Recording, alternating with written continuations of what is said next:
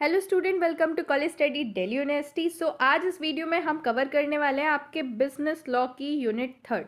ठीक है, इसके 2 पार्ट होने वाले हैं। तो आज हमारा होगा पार्ट 1, जिसके अंदर हम कॉन्ट्रैक्ट ऑफ इंडैमनिटी, गारंटी और बेलमेंट कवर करेंगे। प्लेज एंड एजेंसी हम नेक्स्ट पार्ट में कवर करेंगे। तो चलिए शुरू करते हैं। सबसे पहला जो हमारा टॉपिक है दैट इज कॉन्ट्रैक्ट ऑफ इंडैमनिटी। ठीक है, तो इसके अंदर हम क्या क्या पढ़ने वाले हैं वो देख लेते हैं। तो सबसे पहले तो definition purpose, then parties, then essentials condition and then scope and limitation and the last is right of indemnity holder under section 125। तो चलो सबसे पहले देखते हैं कि कॉन्ट्रैक्ट ऑफ इंडैमनिटी का मतलब क्या होता है।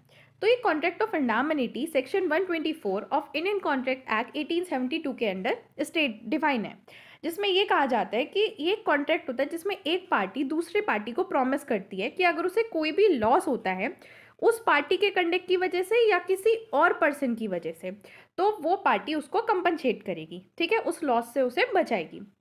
सिंपल टर्म में कहो तो indemnity means promise to compensate for loss. ये एक अरेंजमेंट है जहां पे एक पार्टी एग्री करती है कि वो दूसरी पार्टी को किसी भी फाइनेंशियल लॉस या डैमेज से प्रोटेक्ट करेगी जो कि उसकी एक्शन की वजह से या फिर थर्ड पार्टी के एक्शन की वजह से उसे हुआ होगा। किसके एक्शन की वजह से? प्रॉमिसर के एक्शन की वजह से, जो पर्सन प्रॉमिस कर रहा है। ठीक है, इस कॉन्ट्रैक्ट का जो मेन पर्पस होता है ना, वो यही होता है कि जो लॉस ऑफ रिस्क जो है लॉस का, वो एक पार्टी से दूसरी पार्टी पे शिफ्ट हो जाए। तो देखो, जो पार्टीज होती हैं कॉन्ट्रैक्ट के अंदर, वो 2 पार्टी होती है, 2 मेन पार्टीज। पहला इंडेमनीफायर। इंडेमनीफायर वो पर्सन होता है जो प्रॉमिस करता है कि वो किसी दूसरे पर्सन को सारे लॉसेस से प्रोटेक्ट करेगा, वो सारी रिस्पॉन्सिबिलिटी लेता है कंपनसेट करने की। और दूसरी पार्टी हमारी होती है इंडैमनिटी होल्डर। इंडेमनीफाइड पार्टी मतलब वो पर्सन जिसको प्रोटेक्ट या कंपनसेट किया जाता है against the loss by the indemnity indemnifier. ठीक है, अब इसमें एक एग्जाम्पल से हम इसे समझते हैं। Suppose A enter into the contract with B, agree to indemnify him against the consequence of any proceeding that C take against the B a payment of 200। मतलब A और B के बीच में कॉन्ट्रैक्ट हुआ और A ने B को agree किया कि अगर C तुम्हारे रिगार्डिंग कोई भी प्रोसीडिंग लेता है जिसकी वजह से तुम्हें 200 रुपये के पेमेंट का मतलब लॉस होता है, तो मैं ए ये बात बोल रहा है बी से कि मैं आपको फिर 200 रुपये पे कर दूंगा। अब ए इंडेमनीफायर हो गया क्योंकि उसने बी को बचाने का मतलब 200 रुपये का जो लॉस होगा उससे बचाने का प्रॉमिस किया है। बी हो गया इंडेमनिटी होल्डर क्योंकि इसको प्रोटेक्ट करने की बात कर रहे हैं। अब लेटर क्या हुआ कि सी ने बी को स्यू कर दिया और बी को 200 रुपये सी को पे करने पड़े। अब ए ने जैसा कि उसने प्रॉमिस किया था बी को कंपनसेट किया इन 200 रुपये के लॉस के लिए। ठीक है, ऐसा होता है पूरा इंडैमनिटी कॉन्ट्रैक्ट, पूरा ऐसा दिखता है। आई होप इस एग्जाम्पल से तुम्हें अच्छे से समझ आ गया होगा।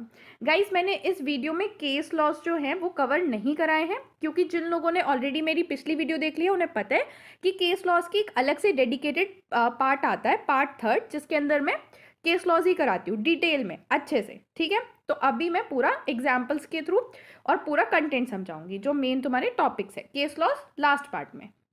अब आ जाते हैं essential of the contract of indemnity. तो सबसे पहले जैसे कि तुम्हें पता है कि हमने सबसे पहले स्टार्टिंग के चैप्टर में क्या पढ़ा था कि कॉन्ट्रैक्ट होने की क्या क्या एसेंशियल कंडीशंस है। ठीक है, तो ऐसी कॉन्ट्रैक्ट ऑफ इंडैमनिटी होने के क्या क्या एसेंशियल कंडीशन है वो हम पढ़ने वाले हैं। तो सबसे पहले प्रॉमिस टू कंपनसेट। इस कॉन्ट्रैक्ट का जो कोर है ना वो ये है कि एक पार्टी दूसरी पार्टी को कंपनसेट करने का प्रॉमिस कर रही है अगर उसे कोई भी लॉस हो रहा है, तो ये चीज होनी चाहिए वरना वो कॉन्ट्रैक्ट इंडैमनिटी का होगा ही नहीं। ठीक है, नेक्स्ट होता है loss must be suffered by human conduct. अगर कोई भी लॉस हो रहा है ना तो वो किसी ह्यूमन के कंडक्ट से होना चाहिए, या तो इंडेमनीफायर के खुद के एक्शन से होना चाहिए या फिर किसी थर्ड पर्सन के एक्शन से होना चाहिए। Then existence of valid contract. देखो, वैलिड कॉन्ट्रैक्ट की कुछ एसेंशियल कंडीशन थी जो हमने यूनिट 1 में कवर की थी। ठीक है, वो सारी कंडीशन इस कॉन्ट्रैक्ट में भी होनी चाहिए क्योंकि भले ही कॉन्ट्रैक्ट ऑफ इंडेमनीफायर बट है तो कॉन्ट्रैक्ट ना। तो जैसे वैलिड कॉन्ट्रैक्ट की कंडीशन क्या थी, जैसे offer, acceptance, consideration, free concern, legal object, वो सारी इसमें होनी चाहिए। Then scope of loss. Indemnity cover only those laws which are clearly mentioned in a contract और which naturally connected with, जो clearly mentioned होंगे कॉन्ट्रैक्ट में, naturally उससे कनेक्टेड है, सिर्फ उन लॉसेस के बारे में बात की जाएगी। उसके अलावा कोई और लॉस जो है ये कॉन्ट्रैक्ट ऑफ इंडैमनिटी कवर नहीं करता। अब देखो, नेक्स्ट टॉपिक आता है इसका scope of definition of contract of indemnity. देखो ये जो डेफिनेशन है कॉन्ट्रैक्ट ऑफ इंडैमनिटी की, जो हमारे इंडियन कॉन्ट्रैक्ट एक्ट सेक्शन 124 में डिफाइन है, ये बहुत ही नैरो या रिस्ट्रिक्टिव नेचर की है। अब मैं ऐसा क्यों कह रही हूँ, क्योंकि यहाँ पे सिंपल एक ही बात की गई है कि एक पार्टी दूसरी पार्टी को किसी भी लॉस से सफर्ड अगर वो हो रहा है, जो उस पार्टी के थ्रू ही लॉस हो रहा है या किसी और तीसरी पार्टी की वजह से लॉस हो रहा है, उसे प्रोटेक्ट करने की बात कर रहा है। तो इसके अंदर सिर्फ दो स्पेसिफिक केसेस कवर होते हैं। पहला, when there is a express promise to indemnify, अगर क्लियरली कोई प्रॉमिस किया गया है तो। दूसरा, लॉस जो है वो या तो प्रॉमिसर के कंडेक्ट से होना चाहिए या किसी थर्ड पार्टी के कंडेक्ट से, किसी और कॉसेस से अगर हो रहा है तो वो इस कॉन्ट्रैक्ट में कवर नहीं होता है। ठीक है, अब इस कॉन्ट्रैक्ट की लिमिटेशन क्या है, लिमिटेशन ऑफ इंडियन डेफिनेशन। देखो ये जो कॉन्ट्रैक्ट ऑफ इंडेमनीफायर है वो ब्रिटिश लॉ में भी है हमारा, ठीक है, लेकिन जो इंडियन लॉ है उसका जैसे मैंने बताया कि डेफिनेशन बहुत ही नैरो है, तो इस वजह से कुछ उसकी लिमिटेशंस हैं। तो वो देख लेते हैं कि इंडियन डेफिनेशन की क्या क्या लिमिटेशन है। पहली लिमिटेशन ये है कि ये जो डेफिनेशन है वो loss caused by accident, natural event या फिर एक्ट ऑफ गॉड उन्हें कवर नहीं करती है। ठीक है, दूसरी कंडीशन ये है कि loss arises from conduct of promisee. Promisee मतलब देखो दो पार्टी थी, एक तो प्रोमिसर था, प्रोमिसर मतलब वो जो इंडेमनीफायर है, और प्रोमिसी मतलब वो जिसे इंडेमनीफाइड मतलब जिसे इंडेमनीफायर होल्डर जिसे मैं कह रही हूँ, ठीक है, जो दूसरी पार्टी है। तो अगर उसके कंडेक्ट से ही उसे लॉस होता है तो वो इसमें नहीं कवर है। तीसरा, इम्प्लाइड इंडेमनिटी। इंडेमनिटी के अंदर वो सारे लॉसेस आते हैं बस जो पूरे एक्सप्रेसिवली लिखे हुए हैं। अगर कोई भी टर्म एक्सप्रेसिवली नहीं लिखी हुई है तो वो इसमें नहीं आती। तो यहाँ पे implied indemnity Indian law cover नहीं करता है।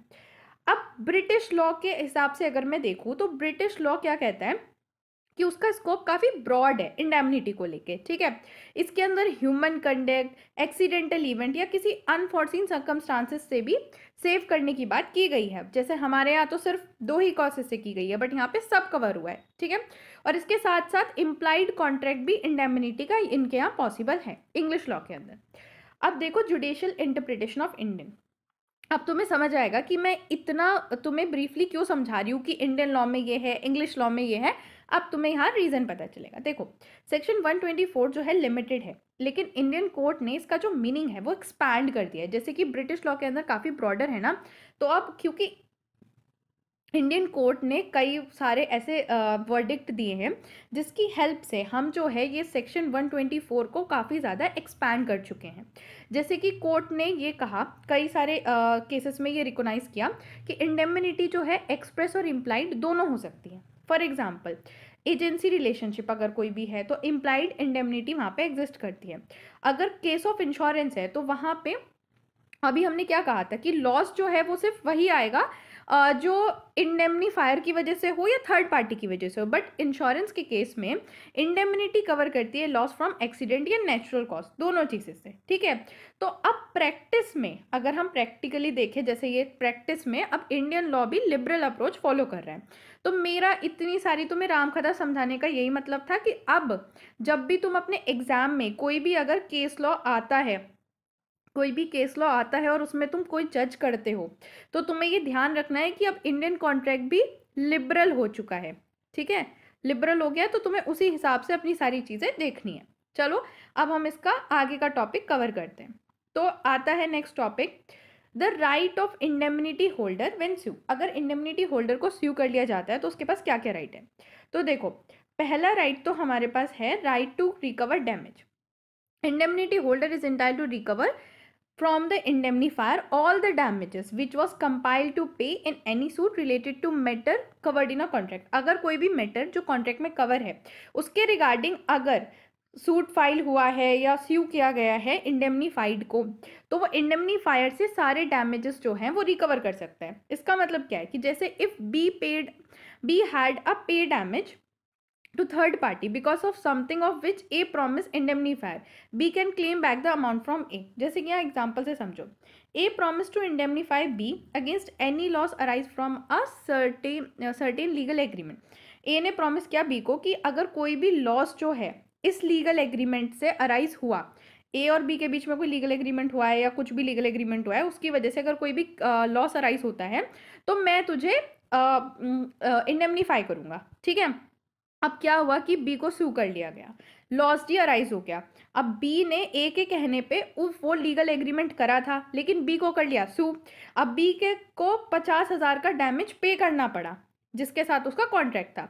तो अब ए जो है वो बी को रिम्बर्स करेगा ये पूरे 50,000, क्योंकि बी ने ये जो लीगल एग्रीमेंट करा था वो ए के कहने पे करा था, ठीक है। देन नेक्स्ट आता है right to recover a cost. indemnity holder can recover all cost incurred in defending or instituting the suit। देखो अगर मान लो यहाँ पे जैसे मैंने बताया कि बी को सू कर लिया गया, ठीक है। ए के कहने पे बी ने एक लीगल कॉन्ट्रैक्ट किया सी के साथ, ठीक है। अब सी ने बी को क्या कर लिया, स्यू कर लिया। अब इस पूरे स्यू करने में बी का काफ़ी सारा खर्चा भी आया होगा, जैसे लीगल केसेस और उन सब के रिगार्डिंग। जैसे यहाँ पे लिखा है be spend 10,000 on a court fee, 15,000 on legal representation. जब वो इस केस के लिए डिफेंड कर रहा था, कौन सा केस, जो ए के कहने पे बी ने सी से कॉन्ट्रैक्ट किया, उसकी वजह से जो केस आया बी पे, उसे वो डिफेंड कर रहा था। तो अभी ये पूरा जो 25,000 का खर्चा है ये बी जो है वो ए से ले सकता है, ठीक है। ये बात यहाँ कही जा रही है। नेक्स्ट राइट आता है right to recover compromise amount.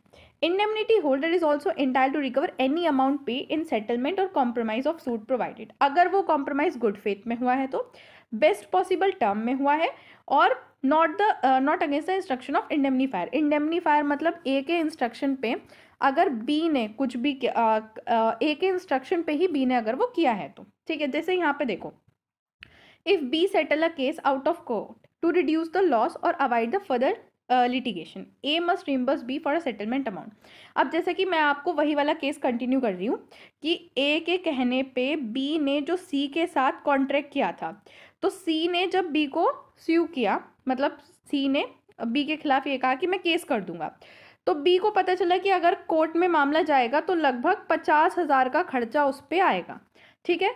तो बी ने सी को बोला कि हम ना कोर्ट के पास नहीं जाते हैं, एक काम करते हैं, कोर्ट के बाहर ही सारा सेटलमेंट कर लेते हैं, कॉम्प्रोमाइज कर लेते हैं, एक तरह से कि हम ना कोर्ट के बाहर ही कॉम्प्रोमाइज कर लेते हैं। अब कोर्ट के बाहर जब कॉम्प्रोमाइज किया गया, कोर्ट के बाहर जब सेटलमेंट किया गया, तो उसमें 20,000 का खर्चा आया। तो अब ये जो 20,000 का खर्चा है ना, वो बी ए से ले सकता है, क्योंकि बी ने ये जो कॉन्ट्रैक्ट किया था सी के साथ वो ए के कहने पर करा था, ठीक है। तो ये बात यहाँ कही जा रही है। अब नेक्स्ट आता है important note, essential of valid contract. एक वैलिड कॉन्ट्रैक्ट होने के लिए क्या क्या इसेंशियल है, जैसे कि कॉम्पिटेंट पार्टी होनी चाहिए, legal capable to the contract, free concern होना चाहिए, lawful consideration and lawful objective. अब आप बोलोगे मैम ये पढ़े पढ़े लग रहे हैं। हाँ भाई, ये पढ़े पढ़े, ये वही सारे टर्म्स हैं जो एक कॉन्ट्रैक्ट को, एक कोई नॉर्मल कॉन्ट्रैक्ट भी अगर किसी चीज़ का है, अगर उसको लीगल होने के लिए, एक कॉन्ट्रैक्ट को प्रॉपर लीगल होने के लिए जो सारी कंडीशंस होती हैं, ये वही सारी कंडीशन है। जैसे कि मैंने तुम्हें स्टार्टिंग में बताया था कि जो कॉन्ट्रैक्ट ऑफ इंडेमनिटी है उसके अंदर वो सारी कंडीशन होनी चाहिए जो वैलिड कॉन्ट्रैक्ट की एसेंशियल कंडीशन है। तो ये वही सारी वैलिड कॉन्ट्रैक्ट की एसेंशियल कंडीशन है। यहाँ पे हमारा पूरा जो इंडेमनिटी वाला कॉन्ट्रैक्ट है वो कंप्लीट हो जाता है। अब हम नेक्स्ट कॉन्ट्रैक्ट पे चलते हैं, that is contract of guarantee, ठीक है। तो देखो कॉन्ट्रैक्ट ऑफ गारंटी के अंदर हम क्या क्या पढ़ने वाले हैं। तो सबसे पहले तो आ जाता है डेफिनेशन, पार्टीज, की फीचर्स पढ़ेंगे। उसके अलावा हम kind of contract, kind of guarantee पढ़ेंगे, और sorry kind of guarantee, revocation of continuing guarantee, and then discharge of surety, कैसे श्योरिटी डिस्चार्ज हो जाता है, उसके अलावा राइट ऑफ श्योरिटी। देखो अगर मैं आपको जैसे पढ़ाऊंगी नीचे फ्लो में, अगर आपको कोई भी दिक्कत होती है कि मैम क्या पढ़ा रही हैं क्या नहीं पढ़ा रही हैं, तो आप फिर से इस पूरे पे आ सकते हो, इस फ्लो चार्ट पे आ जाना और देख लेना कि मैं क्या पढ़ा रही हूँ, ताकि तुम्हें बिल्कुल भी कन्फ्यूजन ना हो। बाकी नोट्स तो तुम्हें टेलीग्राम पे मिल ही जाएंगे। तो चलो शुरू करते हैं। Contract of guarantee is defined as contract to perform the promise or discharge the liability of the third person in case of default। Contract of guarantee written भी हो सकता है, ओरल भी हो सकता है। जैसे कि मान लो इसके ए ने बी को लोन दिया, ए ने बी को लोन दिया, ठीक है। अब ए ना बी को कोई पर्सनली जानता नहीं था और उसे ये था कि भाई बी मेरे जो पैसे हैं वो लौटाएगा या नहीं लौटाएगा। तो यहाँ पे एक तीसरा पर्सन आया सी। तो सी क्या है, सी जो है वो श्योरिटी देता है सी श्योरिटी दे रहा है कि ए को सी ने श्योरिटी दी कि बी तुम्हारे पैसे जो है वो लौटा देगा, ठीक है। तो ये हो गया कॉन्ट्रैक्ट ऑफ गारंटी, किसके बीच में, ए और सी के बीच में कॉन्ट्रैक्ट ऑफ गारंटी हो गया, क्योंकि ए सी जो है वो ए को गारंटी दे रहा है कि बी उसके पैसे लौटा देगा। तो this is the contract of guarantee. अब देखते हैं कि आगे इसमें कौन कौन सी पार्टीज होती हैं। तो इसमें 3 पार्टी होती हैं। एक तो श्योरिटी, श्योरिटी वो पर्सन होता है जो गारंटी दे रहा होता है, जैसे कि ये पर्सन यहाँ पे जो मैंने इमेज में आपको शो किया, और हमारे ऊपर वाले केस में कौन था, सी था, ठीक है। देन होता है प्रिंसिपल डेटर। प्रिंसिपल डेटर वो होता है जो एक्चुअल में जो जिसने लोन लिया है या जिसकी गारंटी श्योरिटी ने दी है, जैसे कि हमारे ऊपर वाले केस में कौन था, बी, जिसने ए से लोन लिया था। और क्रेडिटर कौन होता है, person to whom the guarantee is given, जिसको गारंटी दी गई है, तो दैट इज क्रेडिटर। हमारे केस में क्या था, ए। तो आई होप अब आपको पूरा समझ आ गया होगा। तो इसके अंदर 3 पार्टी होती है, क्रेडिटर, डेटर और श्योरिटी। अब आ जाते हैं की फीचर्स पे।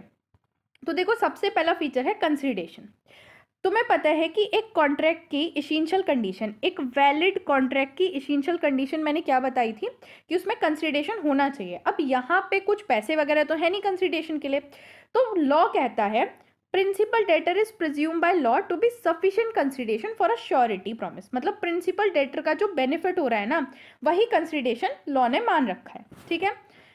अब दूसरा इसका की फीचर है नॉन कंसीलमेंट। जो क्रेडिटर है वो सारे मटेरियल फैक्ट जो है वो श्योरिटी को डिस्क्लोज करेगा, ठीक है। अगर कॉन्ट्रैक्ट के अंदर मान लो सी गारंटी दे रहा है और ए को सी गारंटी दे रहा है रिगार्डिंग अ बी, बट ए ने काफ़ी सारी चीज़ें सी से छुपाई हैं और बाद में वो सी को पता चलती हैं, तो सी के ऊपर कोई लायबिलिटी नहीं रहती गारंटी की, क्योंकि ए की गलती है, ठीक है।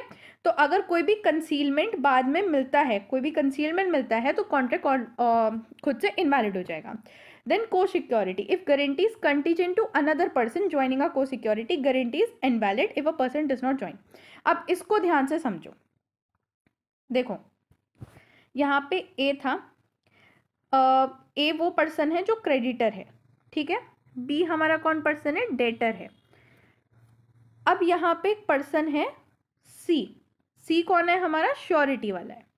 सी इसके साथ साथ यहाँ पे एक पर्सन और है, एक मिनट ढंग से लिखती हूँ, हाँ, एक पर्सन है सी और एक पर्सन है डी, ये दोनों हमारे श्योरिटी दे रहे हैं, ठीक है। सी ने कॉन्ट्रैक्ट जो अब क्या हुआ कि ए ने बी को लोन दिया, तो ये क्रेडिटर हो गया, डेटर हो गया। अब ये सी डी दे रहे हैं सिक्योरिटी। अब सी ने क्या किया, वो क्या कहते हैं, गारंटी तो दी, लेकिन उस पर ये लिख दिया कि अगर डी गारंटी दे रहा होगा तो मैं गारंटी दे रहा हूँ, अगर डी नहीं दे रहा होगा तो मैं गारंटी नहीं दे रहा। तो अगर बाद में डी ने गारंटी नहीं दी, मान लो बाद में क्या हुआ कि भाई डी ने तो गारंटी नहीं दी, तो सी ने भी कोई गारंटी नहीं दी होगी, क्योंकि वो कंडीशनल गारंटी है। अगर डी गारंटी देगा तो ही सी की गारंटी होगी, तभी दोनों सिक्योरिटी होंगे, या तो दोनों सिक्योरिटी होंगे या फिर दोनों नहीं होंगे, ठीक है। तो ये बात वहां पे कही गई है। एक बार इस लाइन को दोबारा पढ़ते हैं so that you understand well. If the guarantee is contingent to another person joining co security, अगर गारंटी कंटीजेंट है, किसी दूसरे पर्सन की चीज पर डिपेंड करती है, जिसे हम को सिक्योरिटी कहते हैं, तो गारंटी इनवैलिड हो जाएगी अगर उस पर्सन ने ज्वाइन नहीं किया। मतलब अगर डी ने ज्वाइन नहीं किया तो सी की गारंटी इनवैलिड हो जाएगी। देन आता है लाइबिलिटी।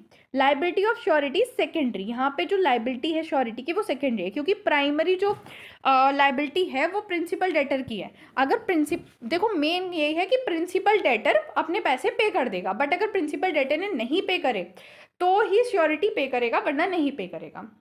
नेक्स्ट आ जाता है टॉपिक काइंड ऑफ गारंटी। तो 2 तरह की गारंटी होती है, सबसे पहले specific guarantee and then continuing guarantee. Specific guarantee जो होती है वो किसी एक स्पेसिफिक ट्रांजैक्शन के लिए दी जाती है, और जो लाइबिलिटी है ना वो सिर्फ उस सिंगल ट्रांजैक्शन तक ही रहती है। जैसे कि A guarantee B for a payment of 20,000 loan given by B to C. एक बार बी ने सी ने वो लोन रीपे कर दिया तो ए की गारंटी भी एंड हो जाएगी। बट अगर बाद में सी ने दूसरा लोन ले लिया बी से, तो वहां पे ए लाइबल नहीं होगा, क्योंकि उसने सिर्फ एक स्पेसिफिक गारंटी दी थी स्पेसिफिक ट्रांजैक्शन के लिए। बाद में अगर कोई और ट्रांजैक्शन होता है तो उसके लिए ए लाइबल नहीं होगा। देन नेक्स्ट आता है कंटिन्यूइंग गारंटी। कंटिन्यूइंग गारंटी जो है वो सीरीज ऑफ ट्रांजैक्शन पे लगता है, मतलब कई सारे ट्रांजैक्शन, ठीक है। लेकिन यहाँ पे श्योरिटी जो है वो टाइम लिमिट या फिर अमाउंट फिक्स कर सकता है। अब देखो इसके एग्जाम्पल से समझो। A guarantee payment of B on any good supply to C, मतलब ए ने गारंटी दी बी को कि वो जो भी गुड सप्लाई कर रहा है सी को वो सारा पेमेंट ए वापस करेगा। नेक्स्ट देखो अब यहाँ इंपॉर्टेंट चीज़ क्या है, नेक्स्ट 6 मंथ तक और अप टू 1 लाख। तो यहाँ पे टाइम और अमाउंट जो है उसने वो लिमिट कर दिया। तो अगले 6 महीने तक 1 लाख तक का अगर कोई भी अमाउंट तक सप्लाई करता है बी सी को गुड्स, तो वो अगर सी पेमेंट नहीं करता तो ए पेमेंट करेगा। अभी कंटिन्यूइंग गारंटी है, इट इम्प्लाई कि मल्टीपल डिलीवरी, ये जो कंटिन्यूइंग गारंटी है वो मल्टीपल डिलीवरी ऑफ गुड्स पे लगती है। ठीक है, एक चीज और, अगर ए ने विड्रॉ कर दी guarantee letter, he is not liable for good supply after the date of revocation. मान लो 6 महीने की बात हुई है बट 3 महीने बाद ए ने बी को बता दिया कि मैं अपनी गारंटी ना रिवॉक कर रहा हूँ, तो उसके नेक्स्ट 3 महीने तक अगर बी फिर भी कोई गुड्स सी को सप्लाई करता है ना तो ए की कोई लायबिलिटी नहीं। अब आता है रिवोकेशन ऑफ कंटिन्यूइंग गारंटी। देखो हमने 2 तरह की गारंटी पढ़ ली, स्पेसिफिक, कंटिन्यूइंग। अब अगर कंटिन्यूइंग गारंटी है तो उसको रिवॉक कैसे किया जाता है वो सब पढ़ते हैं। तो कंटिन्यूइंग गारंटी कैसे रिवॉक की जाती है, पहले तो नोटिस देके कि अगर कंटिन्यूइंग गारंटी किसी भी टाइम जो है वो पर्सन श्योरिटी जो है वो रिवॉक कर सकता है अगर वो क्लियरली फॉर्मल नोटिस जो है क्रेडिटर को दे दे कि भाई मैं जो है अपनी गारंटी रिवॉक कर रहा हूँ। पहला, surety must communicate the intention to withdraw the guarantee. अगर उसकी जो इंटेंशन है गारंटी विड्रॉ करने की वो श्योरिटी प्रॉपर तरीके से क्रेडिटर को बताएगा। दूसरा, रिवोकेशन से फ्यूचर ट्रांजैक्शन पे लागू होगा, ऑलरेडी जो पिछले ट्रांजैक्शन हो चुके हैं उन पे गारंटी लागू नहीं होगा। ठीक है, श्योरिटी जो है वो लाइबल रहेगा all the transaction done before the notice was given and not for the new one. जैसे कि एक guarantee payment be for a good supply to C for a next 6 month, लेकिन 3 महीने के बाद ए ने रिटर्न नोटिस बी को भेज दिया रिवोकिंग अ गारंटी, तो ए स्टिल लाइबल होगा वो सारे गुड्स जो सी को सप्लाई किए गए थे उसकी गारंटी रिवॉक करने से पहले, लेकिन उसके बाद के लिए वो लाइबल नहीं होगा। Next, revocation bye death of surety. अगर श्योरिटी मान लो ए ने गारंटी दी है, ठीक है, और ए की ही डेथ हो गई तो guarantee continuing guarantee automatically revoke हो जाती है with respect to the future transaction, जब तक कुछ और कॉन्ट्रैक्ट इसके रिगार्डिंग ना बना हो तो। ठीक है, आफ्टर द श्योरिटी डेथ, जो लीगल रिप्रेजेंटेटिव है श्योरिटी का, मान लो ए का जो लीगल रिप्रेजेंटेटिव है वो लाइबल नहीं होगा किसी भी फ्यूचर डीलिंग के लिए। ठीक है, लेकिन जो श्योरिटी की ई स्टेट है, मतलब ए की जितनी प्रॉपर्टी जो होगी वो सारे पास्ट ट्रांजैक्शन के लिए लाइबल होगी। मान लो 6 महीने का था, 3 महीने बाद ए की डेथ हो गई, तो 3 महीने के जितने ट्रांजैक्शन थे, जितनी गारंटी उसने दी थी 3 महीने के ट्रांजैक्शन पे, उसके लिए ए की जो प्रॉपर्टी है वो लाइबल होगी। ठीक है, अगर स्पेसिफिकली कॉन्ट्रैक्ट में लिख दिया गया है कि डेथ के बाद भी गारंटी चलेगी तो वो वैलिड है, वरना वैलिड नहीं है। अब इसे एग्जांपल से समझ लो, A give a continuing guarantee to B for a good supply to C, बाद में ए की हो गई death, B supply more goods to C afterward, तो ए बाद वाले गुड्स के लिए लाइबल नहीं होगा जो डेथ के बाद उसने गुड्स सप्लाई किए हैं, बल्कि पहले वाले गुड्स के लिए वो लाइबल होगा। ठीक है, देन आ जाता है next topic, discharge of surety. अब ये जो पर्सन श्योरिटी दे रहा है वो कैसे डिस्चार्ज हो सकता है, बहुत सारे वेज हैं जिससे उसकी लायबिलिटी डिस्चार्ज हो जाएगी। पहला, वेरिएशन इन टर्म, अगर क्रेडिटर या प्रिंसिपल डेटर कोई भी कॉन्ट्रैक्ट की टर्म में कुछ भी चेंज कर देते हैं श्योरिटी के कंसर्न के बगैर, तो जो श्योरिटी है उसकी लायबिलिटी डिस्चार्ज हो जाती है। तो इसे एग्जाम्पल से देखते हैं कि ए ने गारंटी दी थी कि जो सी है वो एक अच्छा कैशियर है और बी के बैंक में लगवाया था, बट बी ने क्या किया, बाद में सी को मैनेजर बना दिया, तो ए की गारंटी नहीं है क्योंकि ए अब डिस्चार्ज हो गया लायबिलिटी से, बिकॉज अब उसने गारंटी किस चीज़ की दी थी कि ए अच्छा कैशियर है, ये थोड़ी कहा था कि वो अच्छा मैनेजर है। ठीक है, दूसरा, release discharge of the debtor, अगर मेन डेटर जो है उसे ही क्रेडिटर रिलीज कर देता है, जो प्रिंसिपल डेटर है उसको ही रिलीज कर दिया जाता है, तो जो श्योरिटी होती है उसकी लायबिलिटी भी डिस्चार्ज हो जाती है। जैसे A guarantee B's loan to C, later B release C from the debt, तो ए भी डिस्चार्ज हो जाएगा क्योंकि जो सी प्रिंसिपल डेटर है वो ही लायबल अब नहीं रहा है। नेक्स्ट आता है compounding, give time or not suing, अगर creditor contract to compound with give time or not to sue the principal debtor, मान लो क्रेडिटर जो है, मान लो ए जो है, ए ने बी को लोन दिया था, ठीक है, अब ए ये एग्री कर जाता है कि वो बी से सिर्फ 50,000 की जगह 40,000 लेगा, दैट इज कंपाउंड, या फिर वो उसको 3 महीने की जगह 4 महीने टाइम देगा लोन वापस करने के लिए, या फिर उससे वो वादा करता है कि वो उसके खिलाफ कोई लीगल एक्शन नहीं लेगा, तो उस केस में जो श्योरिटी है वो डिस्चार्ज हो जाता है ऑटोमेटिकली। ठीक है, लेकिन मियर फॉरबिडेंस मतलब सिर्फ ऐसा कि ए ने बी के खिलाफ एक्शन लेने में कुछ टाइम डिले कर दिया, उस केस में ऐसा नहीं होगा कि जो श्योरिटी है वो डिस्चार्ज हो जाएगा। नेक्स्ट आता है लॉस ऑफ सिक्योरिटी। अगर क्रेडिटर लॉस कर जाता है या पार्ट ऑफ सिक्योरिटी भी उससे चली जाती है, मान लो ए ने बी को लोन दिया था और बी से उसके बदले में उसने गोल्ड चेन अपने पास रखी थी। अब बाद में क्या हुआ, और सी ने इस चीज़ की सिक्योरिटी दी थी, सी सिक्योरिटी था, ठीक है। अब ए ने क्या किया, वो गोल्ड चेन खो गई उससे, तो सी की सिक्योरिटी, सी की जो लायबिलिटी है वो रिलीज हो जाएगी, ठीक है। ऐसा इसमें होता है, लॉस ऑफ सिक्योरिटी हो गई तो उस केस में लायबिलिटी रिलीज हो जाती है। अब आते हैं fifth point, invalidation. Surety A security is discharge अगर कॉन्ट्रैक्ट जो है गारंटी का वो इनवैलिड है खुद में, मिस इंटरप्रिटेशन की वजह से, कंसीलमेंट की वजह से, या फेलियर ऑफ को सिक्योरिटी, मतलब ज्वाइंटली देना था बट दूसरे पर्सन ने ज्वाइन ही नहीं किया, तो गारंटी जो है वो इनवैलिड हो जाएगी अनलेस अदरवाइज एग्री, ठीक है।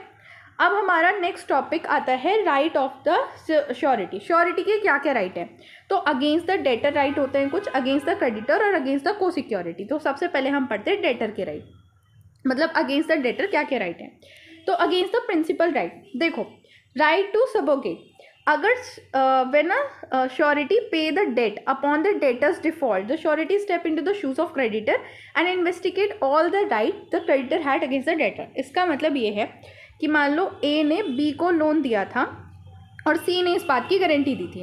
अब क्या होता है कि बी लोन वापस नहीं कर पाता, तो क्या हुआ कि सी ने ए का लोन वापस किया, ठीक है। तो अब जो सी है वो बन गया है क्रेडिटर, पहले वो श्योरिटी था, अब वो क्रेडिटर बन गया है, और जितने भी राइट ए के पास थे ना अगेंस्ट द बी, अब वो सारे राइट सी के पास है अगेंस्ट द बी।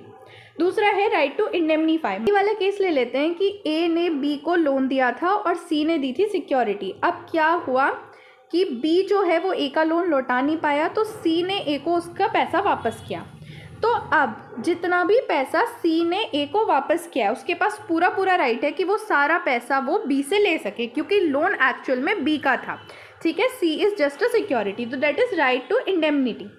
देन आता है अगेंस्ट द क्रेडिटर। अब क्या राइट है श्योरिटी के अगेंस्ट द क्रेडिटर, तो benefit of security. Benefit of security का मतलब है, इसे फिर से एक एग्जांपल से समझो। हाँ, तो ए हमारा है क्रेडिटर, बी हमारा है डेटर और सी हमारा है सिक्योरिटी प्रोवाइडर। अब क्या हुआ कि ए ने बी को लोन दिया और सी ने सिक्योरिटी प्रोवाइड करी, मतलब गारंटी प्रोवाइड करी, ठीक है। ए ने बी को लोन दिया और सी ने प्रोवाइड करी गारंटी। अब ए ने बी से लोन के बदले में गोल्ड चेन भी ली, ठीक है। अब इसने गोल्ड चेन ले ली। अब बाद में क्या हुआ कि बी ने ए का लोन तो दिया नहीं, तो अब ऑब्वियस बात है सी ने गारंटी दी है, तो सी ने ए का लोन उसको वापस किया, सी ने लोन वापस किया। तो अब ये जो गोल्ड चेन है बी की, जो अब तक ए के पास थी, वो सी के पास आएगी। सी के पास पूरा राइट है कि वो अब उस गोल्ड चेन को रखे, ठीक है। तो यही बात यहाँ पे कही जा रही है, तो कि अगेंस्ट द क्रेडिटर बेनिफिट, इसके पास राइट क्या है कि बेनिफिट ऑफ द सिक्योरिटी, मतलब अगर कोई भी बेनिफिट जो है वो सिक्योरिटी का क्रेडिटर के पास है अगेंस्ट द डेटर, तो वो टाइम ऑफ कॉन्ट्रैक्ट ऑफ श्योरिटीशिप अगर होती है तो वो सारी चीज़ें जो हैं वो अब गारंटी प्रोवाइडर के पास आ जाएंगी। नेक्स्ट है अगेंस्ट द को सिक्योरिटीज़।